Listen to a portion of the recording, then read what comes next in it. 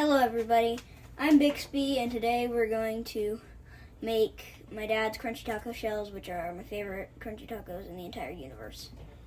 Hey, I'm Aaron, I'm Bixby's dad. Kind of break down what you need. First you need hot oil.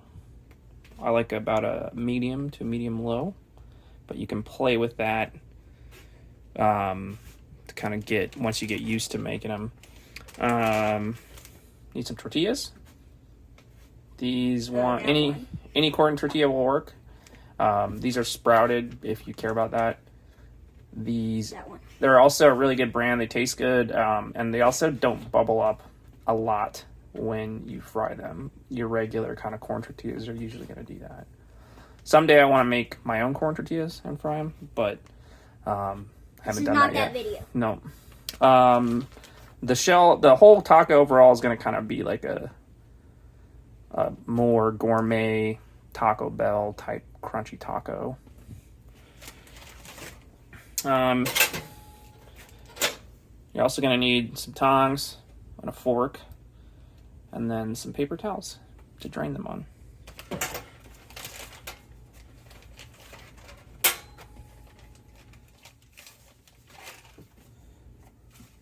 How many are you going to make? I'll probably just do one or two just to show them. Yeah. So just to kind of break down what we're going to try and do is, if you imagine it cut into three kind of segments, so a line here and a line here, and I'm going to attempt to fry it so it's folded over, has room for ingredients to make an actual taco. Let me see if I can get a better angle here. There we go.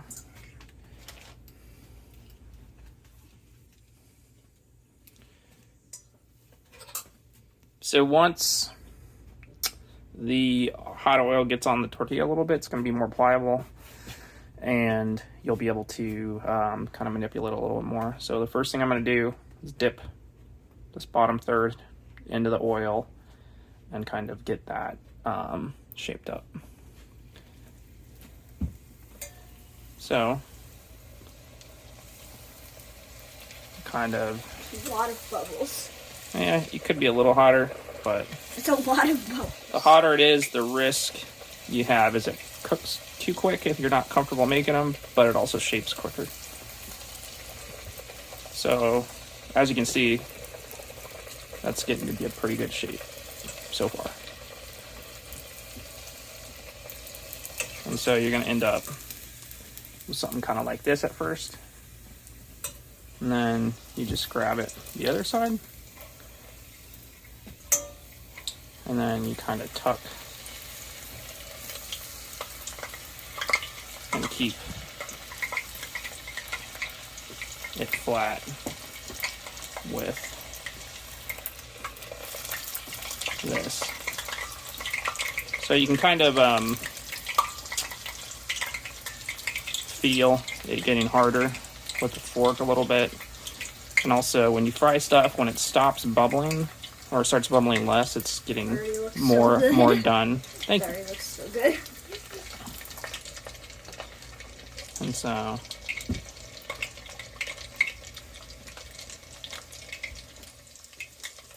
if you don't kind of keep it spread open at the top, it'll start to kind of collapse, and it'll make it harder to make actual tacos later. And you can kind of test, see how one side's pretty good. Those cook fast. A lot less bubbles. Those harden fast. And then it's your basic taco shell. These tend to cook a little too after you kind of pull them out, so be aware of that. That's one. Is it hot? Yeah, it's gonna be hot. Okay. Just to show you again, if you have like a crack or something like that, I usually do it on a side because it flattens out and it hardens, and it's not too bad.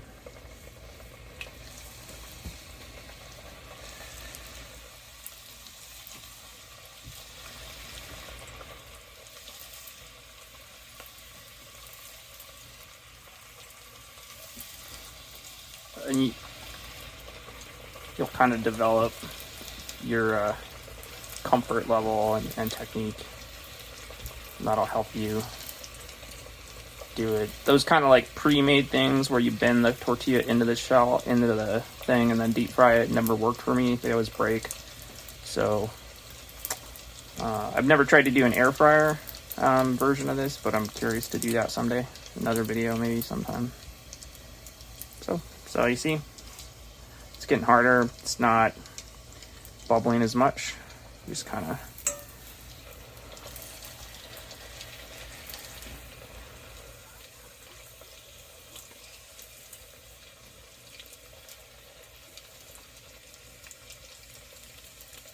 So crunchy. yeah. And these are going to be a lot sturdier than like the store-bought ones that are hard, the hard taco shells. Those seem to fall apart. They seem to soak up whatever moisture from any ingredients. These are definitely the hardest tacos I've ever had. Mm-hmm. I turned British for a second. Hottest. Yeah.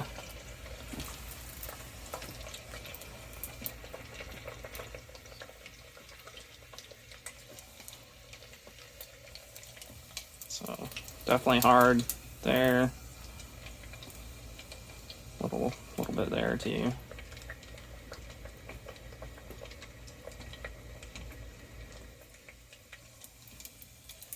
So as you can see, it's going to have a lot of good space for ingredients.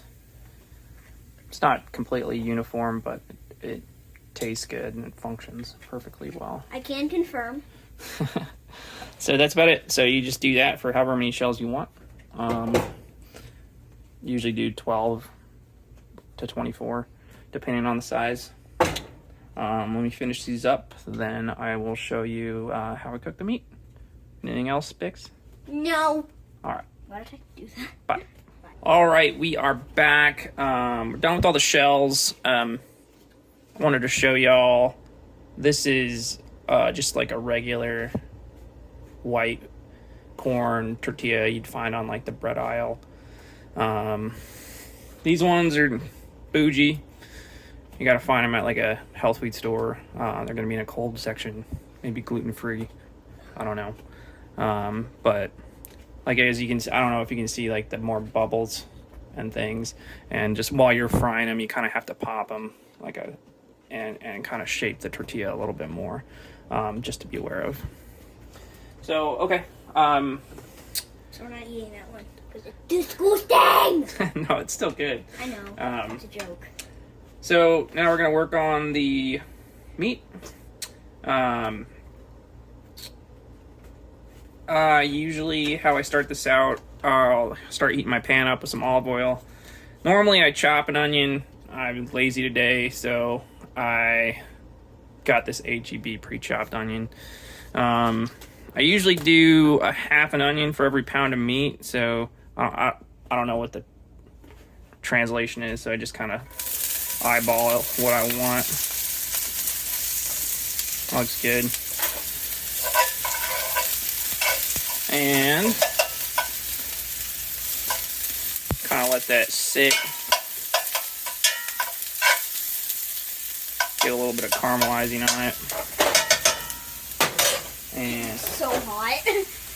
yeah, it's not too hot. It's steaming so much. Yeah, so normally this is where I chop my garlic, but like I said, I'm lazy, so I brought pre-chopped garlic.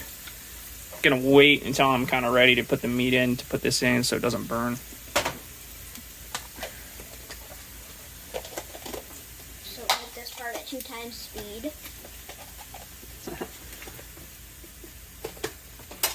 So for the meat, it was just some sirloin.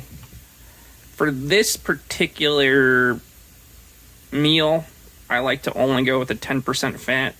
I know that's a little sacrilegious, but if it's more than that, it tends to kind of get a little overly oily and a little less good. But it still tastes good. If you need to, that's all you got, then don't worry about it. But that's just my personal preference.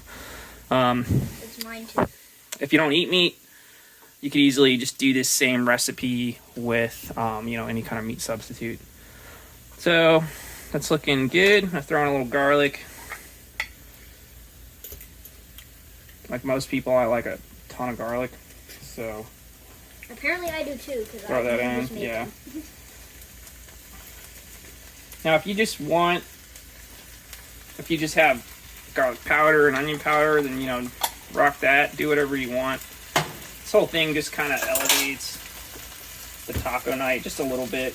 Makes it a little nicer. Tastes a little better, but...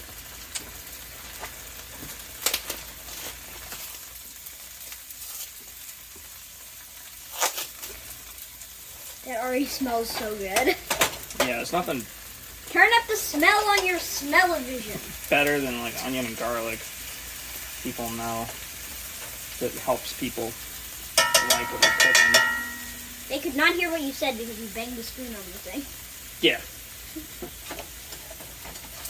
At least I couldn't. Yeah.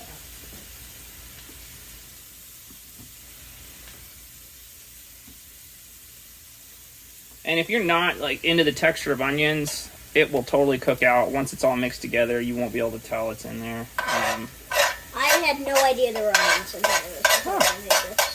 So usually kind of put it to the edge of the pan where it's a little cooler, and then just drop that in there. Kind of press. If you like a little crispiness in your ground meat, just leave it there for a little bit. Let it kind of get a crispiness. Don't worry about the color because you're going to put tomato sauce in it, so that's going to change everything. Now, let's start working on the spice blend. This is basically just the joy of cooking, like ground taco, beef taco meat. This looks so professional and you're just a guy in a kitchen. Yeah.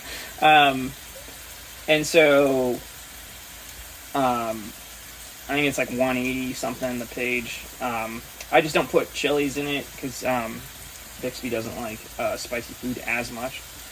So first thing I'm starting with is some chili powder. You do for every pound of meat I do like a tablespoon. So since it's a small jar, I'll do 3 teaspoons to equal 1 tablespoon. I'll tell you if it gets off the screen. Okay, thanks. It smells so good. Good.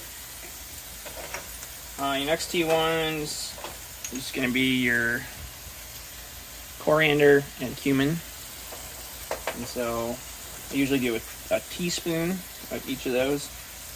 This is a teaspoon for every pound of meat? Every pound of meat, yeah. Just like usual. How many pounds of meat are you cooking today? Just one. Just one? I usually do about 12 shells per pound, so about a teaspoon there of cumin. And then a teaspoon of coriander as well. I don't know why I clapped. That's alright. So good. So then I do, about a half teaspoon of pepper.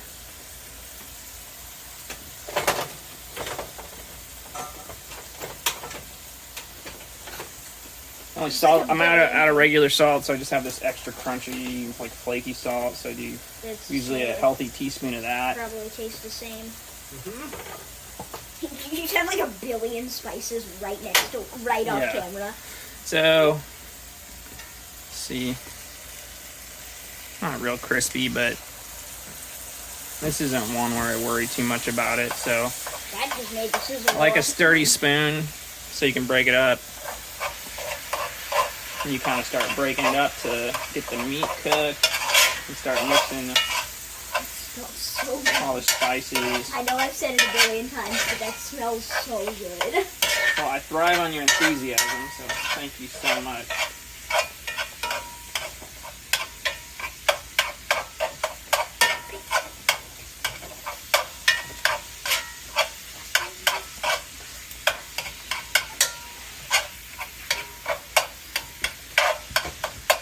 So as they cook, the bigger kind of clumps. The tomato sauce went on screen. That's okay. It's like, oh no, we have to restart the video. The tomato sauce got on screen. Yeah, it's coming soon. So as it cooks, the bigger clumps will be easier to break up. So like a medium low, about a medium. So I'll start to kind of turn it up more now so I can get it to kind of cook.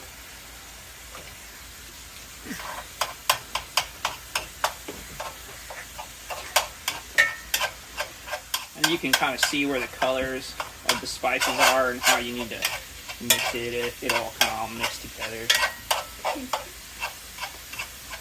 This is gonna be so good. Oh yeah. While we're here, one thing I forgot to mention when cooking with the shells, if you're not experienced with it, like cooking with hot oil, you definitely want to start the heat a little bit lower and it kind of have a sizzle like we saw, but not, it can start to, if it's too hot, it can start to pop and shoot up at you, and if your hand's that close, you definitely want to be careful of that. Yeah, basically in short, don't burn your hand off. Yeah, and that'll burn the shells too as you're cooking them. Yeah, it's more important that the shells don't get burned than your hand doesn't get burned off. Mm-hmm. Definitely. And Bixby's not kidding, this taste, this smells really good.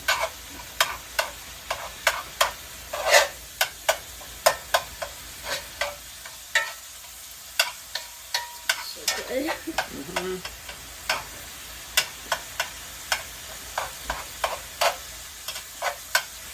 So yeah, I try to kind of break it up as much as I can. I mean, if you want to do this with soft tacos, burritos, quesadillas, salads, it's all gonna be good for that. We just happen to always do crunchy tacos. Because they're freaking delicious. Yeah.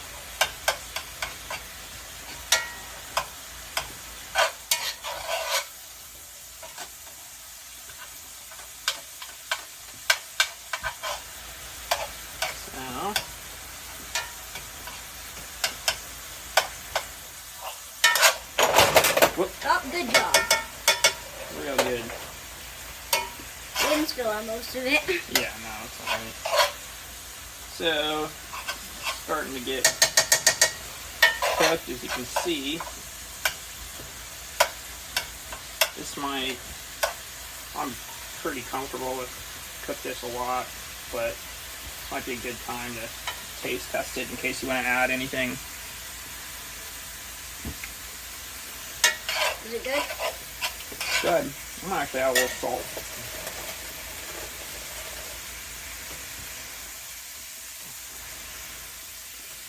It's steaming so much. Yeah.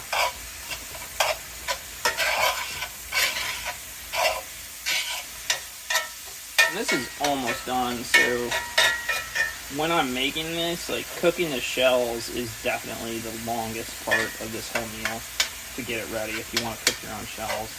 So if you were just doing soft tacos or burritos, this would be really quick. Yeah.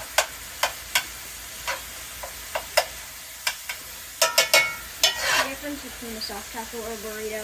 I have no idea. I guess just the size, and like burritos, sometimes you can kind of like encapsulate into, you know, tortilla on all sides. And then the last thing I do for the meat is I put in some tomato sauce, and I just kind of eyeball it, you know, because I want it to kind of be moist and clumpy a little bit, so it kind of sticks together, but not too runny. Tastes better that way. Yeah, so I'll add maybe about half the can in. That is a small can. It looks a lot bigger when you look at it from the outside. Yeah. There was like no sauce.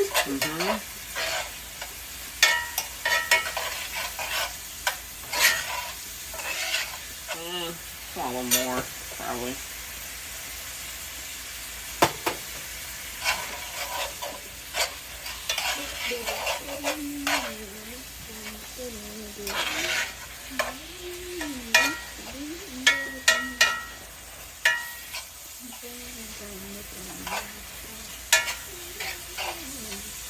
And so this would also be a good time to add the green chilies if you weren't avoiding them. So turn it down now, low, and that's done. So I just kind of let it sit on low while I gather the rest of the things and get ready to plate all this. So we will be right back with that step. All right, we're ready to make these. These are all the toppings we usually use. It's pretty basic, but you can kind of get creative however you want, whatever you like. We like some sour cream and guacamole, shredded lettuce, shredded cheese. I like hot sauce, and then these are some pickled jalapenos and Fresnos. Which I don't put on them. No, I made those, and so we'll go ahead and make Bixby's. I'll start it out. You want to pick out your shells? I want that one. Actually, I want that one. Just one? No. Okay. And that one. Okay. So you can set it on the plate for me. Bix likes the sour cream on one side, guacamole on the other side. Yep. That's how I evenly distribute it. That's right.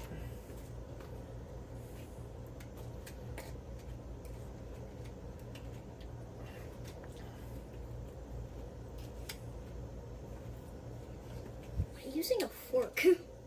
That's what I used to make it, so I figured I would just keep the dishes clean.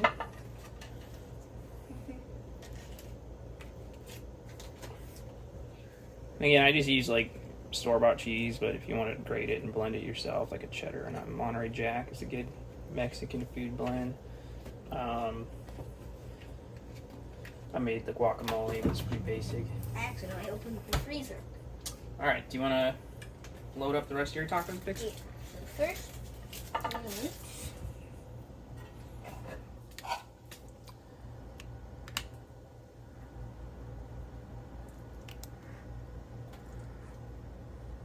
It's a lot of meat. It's not very much. Okay. So no matter I'm just what. gonna do them one at a time. Okay. Then lettuce. Bixby likes it. Lettuce first. And cheese last, right? Yeah. And where's the cheese? It's this bag right there. There it is. No matter what, these are gonna crunch. They're gonna break. They're gonna be messy. That's how tacos work. Yeah, it's part of the fun. If you're doing leftovers, I like to do it where I put the meat in the shell, and I'll put some cheese on that, and then I put it in the oven and let it bake at like 350 until it's warm. And that actually kind of makes it kind of more flexible. You can pick up some of that meat that's on your plate if you I want. refuse. All right. Can you scrape all that? Here, wait. Let me just... Give me lettuce.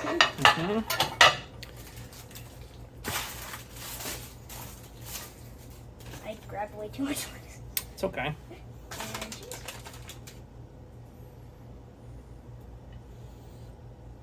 And you like no hot sauce, right? Yeah, I don't like hot sauce. Okay. And those are Bixby's tacos. That's how I make them. All right. Well, if you want to step out of the way and take your plate, I'll make mine. Ow.